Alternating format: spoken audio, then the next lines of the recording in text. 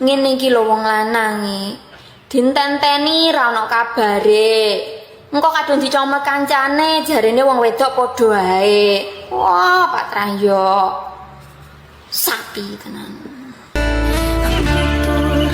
Halo, assalamualaikum. Mas Bambang. Pripun, Mas? Ngapa? Lho, jarene kapene ngrabi aku to, Mas. Jadi apa tidak? Engko to. Malah nunggu nopo malih. Aku wis nunggu seprono-seprene lho, Mas.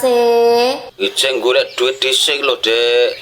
He Mas, tak kandhani nyang KUA Mas 200.000 wis bisa lho saiki ayo. Mas kawin 2.000, Dek. Apa? Mas kawin? Yo. Mas kawin 1 gelas air putih jadi ayo nang. Aku wedi ora iso ngopeni awakmu piye, Dek? Heh? Wedi gak iso ngragati bendinane. Iya. Oh alah Mas, Mas nanti lek gak enek beras Mas, utang tangga. Apa gunane tangga aja mek nyocot tok. Iya ya. Lah iya. Lah nek enek jangan Bingung gak enek jangan. Oh alah ramban-rambangan pinggir rumah, dikulup sehat gak malahan. duwe kendaraan iki, Dek. Ora enek kendaraan, ge ngeteri nyang pasar, walah jalan kaki Mas sehat. Kaya ngono. Malah mesra engko ya toh? Iya ya. Lah iya.